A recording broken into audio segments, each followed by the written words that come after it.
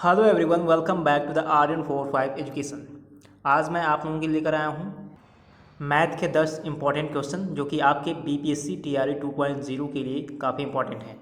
ऐसे ही क्वेश्चन आपके एग्जाम में देखने को मिलेंगे। जैसे पहला क्वेश्चन देखिए, निम्नलिखित में से कौन सी अपरिमेय संख्या नहीं है। ठीक है, तो सबसे पहले आप लोगों को जानना होगा कि अपरिमेय संख्या होती क्या है। जैसे कड़ी में 2, कड़ी में 3, ये सब क्या है, अपरिमेय संख्या।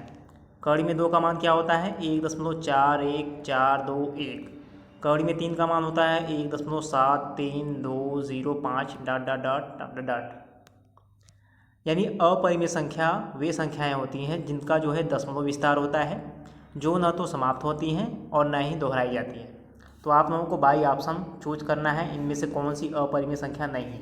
तो ऑप्शन नंबर 3 सही है, कड़ी में 4, क्योंकि इसका मान आ जाएगा 2। ठीक है, तो पूछा गया है निम्नलिखित में से कौन सी अपरिमेय संख्या नहीं है, तो तीसरा ऑप्शन सही है, कड़ी में 4। ठीक है, कड़ी में 4 जो है ये सही है, क्योंकि इसका मान जो आएगा 2।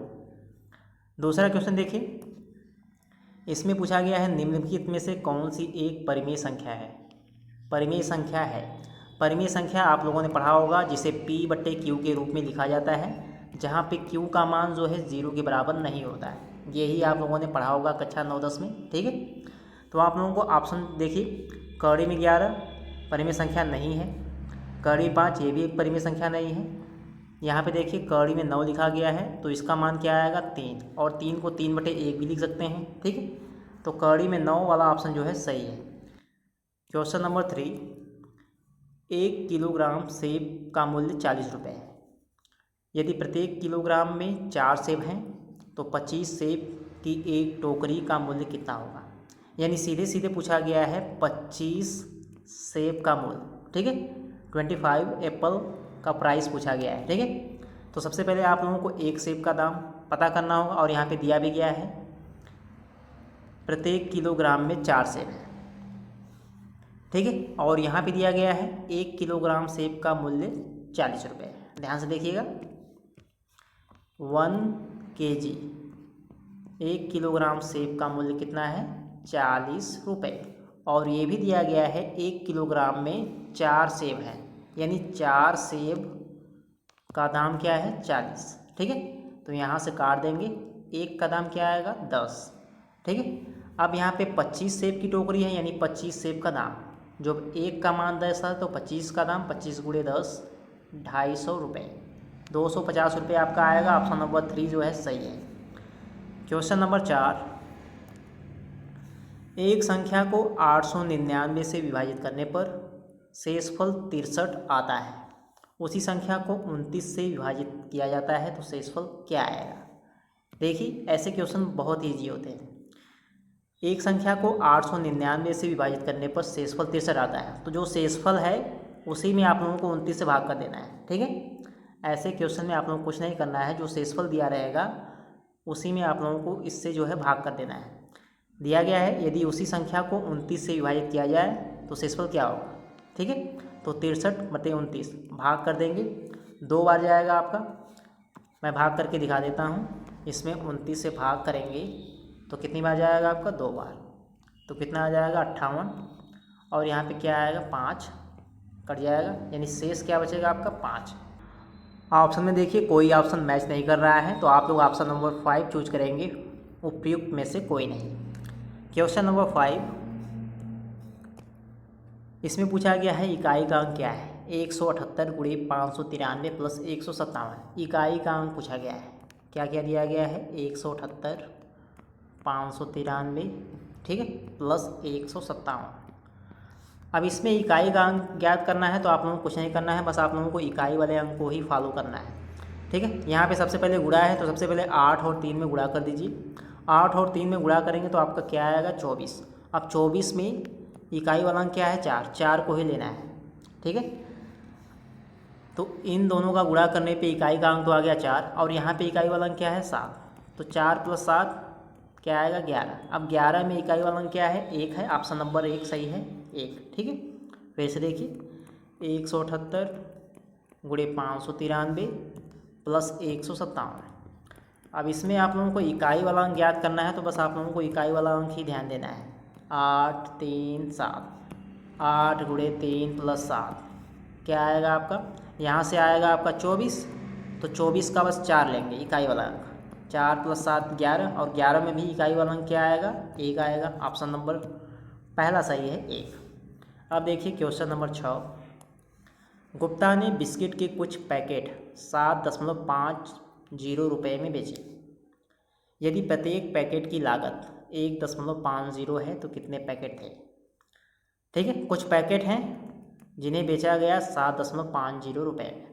अब एक पैकेट की कीमत दी गई है 1.50, तो इसी से भाग कर देंगे 1.50, 7.50 बटे 1.50, तो भाग करेंगे तो क्या आएगा आपका 5। तो कितने पैकेट बेचे, ऑप्शन नंबर 1 सही है 5। क्वेश्चन नंबर 7, यदि k 9 से विभाजित किया जाता है तो हमें शेष के रूप में 3 प्राप्त होता है। जब k + 4 को 3 से विभाजित किया जाता है तो शेषफल क्या होगा। सीधे सीधे पहली लाइन में लिखा गया है k 9 से विभाजित किया जाता है। ठीक है, k है, इसे विभाजित करना है 9 से, और शेषफल क्या बचेगा 3। ठीक है, शेषफल क्या आएगा आपका 3। तो आप लोग जानते हैं संख्या कैसे निकालेंगे।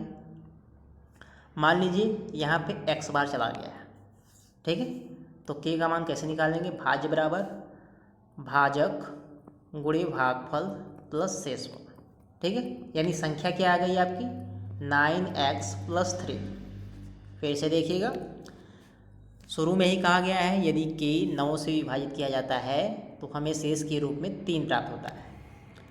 k कोई संख्या है, 9 से विभाजित करना है, और शेषफल क्या बचेगा 3। तो मान लीजिए x बार गया है। ठीक है, अब यहाँ से आप लोग k का मान निकाल सकते हैं, भाज्य बराबर भाजक गुणे भागफल प्लस शेषफल। तो आपका संख्या क्या आ जाएगी 9x + 3। अब देखिए संख्या जब निकल गई 9x + 3, ठीक है, ये आया है आपका k का मान। ठीक है, k का मान यही आया है 9x + 3।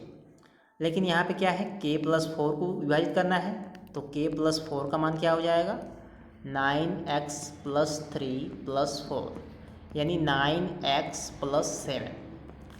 k + 4 का मान 9x + 7। अब 9x + 7 को 3 से विभाजित करना है, 9x + 7 इसे विभाजित करना है 3 से। तो देखिए ध्यान से, इसे इस प्रकार भी लिख सकते हैं, अलग अलग लिख सकते हैं। तो यहाँ पे तो कोई शेष नहीं बचेगा, क्योंकि 9 जो है 3 से कट जाएगा, तो इस मामले में यहाँ पे शेष नहीं बचेगा।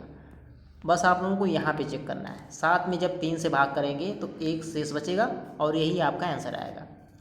देखिए ऑप्शन में 1 कहीं पर नहीं है, ऑप्शन नंबर 5 चूज करेंगे। ठीक है, 5वां ऑप्शन सही है, उपयुक्त में से कोई नहीं। अब देखिए क्वेश्चन नंबर 8। क्वेश्चन नंबर 8, यदि एक संख्या के 2 गुने में 5 जोड़ा जाता है तो वह 6 हो जाता है, वह संख्या क्या है। एक संख्या के 2 गुणों में 5 जोड़ना है। मान लीजिए जो संख्या है x है। ठीक है, अब इसका क्या करना है 2 गुना। ठीक है, संख्या के 2 गुने में 5 जोड़ना है, तो वह कितने के बराबर हो जाएगा 6, यानी 2x + 5 बराबर 6। 2x का मान क्या आएगा, यहाँ पे 1 आ जाएगा। यहाँ से x का मान निकालेंगे 1/2, तो दशमलव में बदल देंगे 0.5। ऑप्शन नंबर 3 सही है 0.5। क्वेश्चन नंबर 9, बार डेसिमल वाली सवाल है। यहाँ पे 0.623 और 2 3 के ऊपर बार लगाया गया। ठीक है, इसका मान ज्ञात करना है। देखिए कैसे याद करेंगे। तो सबसे पहले 623 ऊपर लिख देंगे। ठीक है, इसमें से माइनस करेंगे। अब देखिए 623 में 23 के ऊपर बार है, 6 के ऊपर बार नहीं है, तो 6 माइनस कर देंगे। अब नीचे लिखेंगे क्या, 2 संख्याओं के ऊपर बार है तो 2 बार 9 लिखेंगे, और एक संख्या के ऊपर बार नहीं है तो 1 0 लिख देंगे। ठीक है, फिर से देखिएगा 0.623 बार, 2 3 के ऊपर बार। ठीक है, तो कैसे बदलेंगे 623। अब इसमें जो है 6 के ऊपर बार नहीं है तो 6 को माइनस कर देंगे। नीचे देखिए क्या लिखेंगे, 2 3 के ऊपर बार है, यानी 2 संख्या के ऊपर बार है तो 2 बार 9, और 1 संख्या के ऊपर बार नहीं तो 1 0। ठीक है, 623 - 6 हल कर लेंगे, क्या आएगा आपका 617/990। ऑप्शन नंबर तीसरा वाला सही है, 617/990।